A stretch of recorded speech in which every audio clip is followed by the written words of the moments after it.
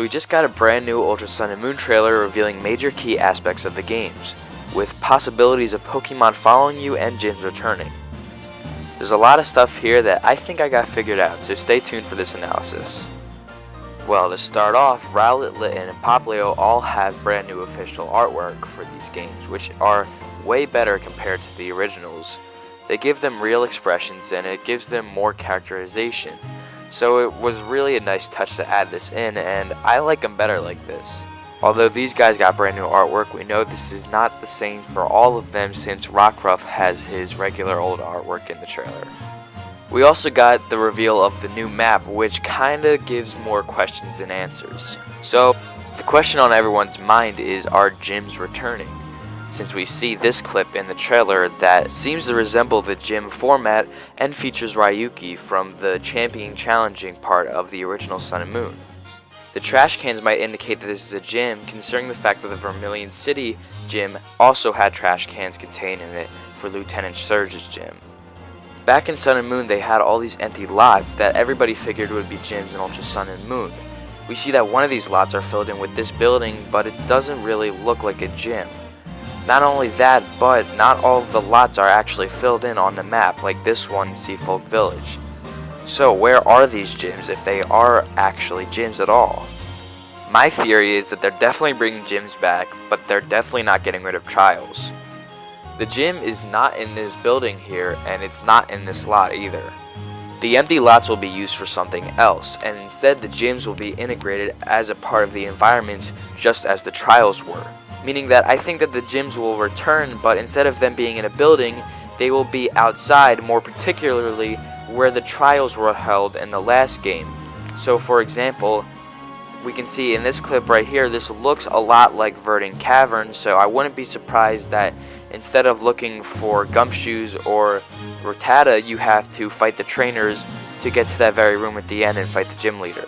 So instead of getting rid of the Lush Jungle and Brooklet Hill and or making them irrelevant to the story, instead they're going to repurpose them, and they'll probably just make them trials with trainers, and they'll still probably be called trials. And the reason why Ryuki is probably in this place with the trash cans is that is probably where Sophocles had his trial. You're probably saying that there aren't enough trial areas to be repurposed as gyms. I don't even think that they'll change the name to gyms. They'll just say that they're trials, and they still will be trials, except that you have to fight trainers along the way instead of finding food or pointing out dances and stuff. I may be totally wrong, but I do think that this is the best way to go, considering the fact that the trials are so important to Alolan culture.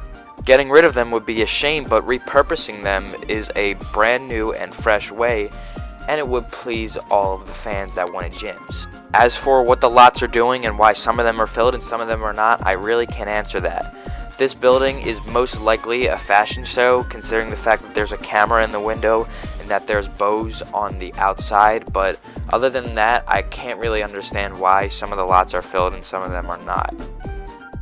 Now let's get into comparing the two maps from the original Sun and Moon to now. So here's Sun and Moon compared to Ultra Sun and Moon. You can see that the map got a pretty good upgrade, but not too many differences. So let's go into all of the differences I could find.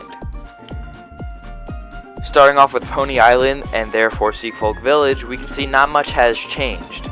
The empty lots still haven't been filled, which might be changed later. As for the rest of Pony Island, not much has changed. We can see that it has sort of a tint from the portal, but the only other differences are some of the surfing routes. Like for example, right here we see we can't surf in this area, but in Ultra Sun and Moon there are rocks indicating that we can surf in that portion in between the rocks. The opposite happens where in the original Sun and Moon there is a surfing area right off the coast of Seafolk, but in Ultra Sun and Moon there are no rocks indicating we can't surf there. Either that or this is a stretch, but we can surf from here to Executor Island, which would be incredible, but I highly doubt it. Especially if they're meant to be far apart from each other. Because as you might remember, we had to take a boat from Seafolk Village there last time. There's also a portal above Pony Island, which we don't know much about. I've seen comparison to the portal on top of Mount Coronet in Sinnoh, on that map, but I don't think that there's any correlation. I actually think this is just a wormhole to Ultra Space that has taken over Pony Island, and that's going to be part of the main story.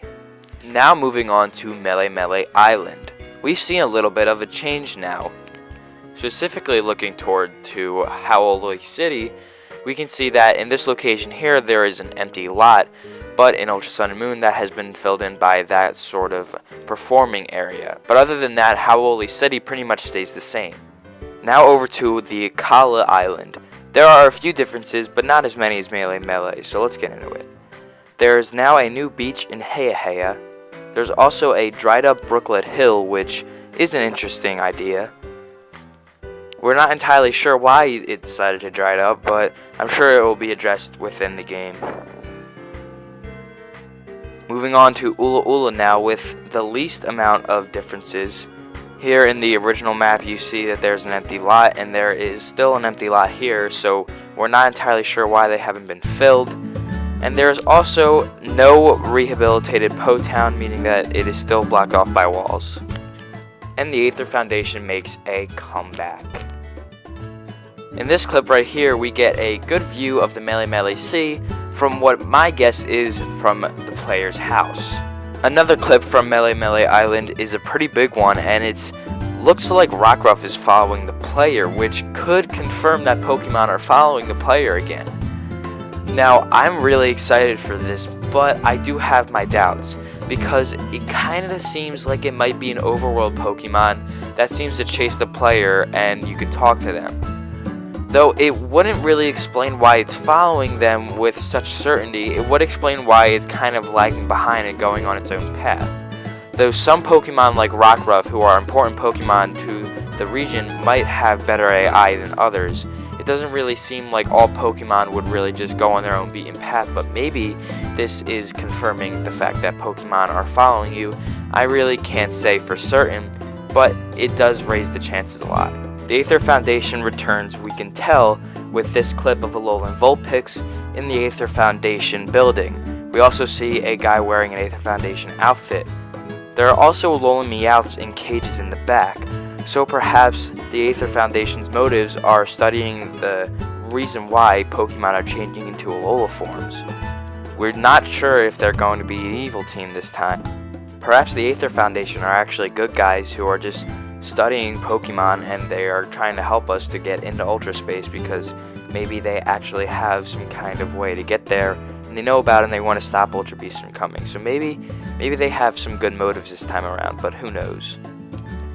Although now that we do know that Po Town has not been fixed, like from the last game, it's still blocked off by walls, that maybe Team Skull is back, so we'll just have to see. Overall, that's it for my analysis. Thank you guys so much for watching. If you enjoyed, please consider subscribing because I will be having more of these videos out, including top 10s, and if you like Kingdom Hearts, I also do videos on that. So please stay tuned for further Ultra Sun and Ultra Moon videos. Until next time, I'll see you guys later.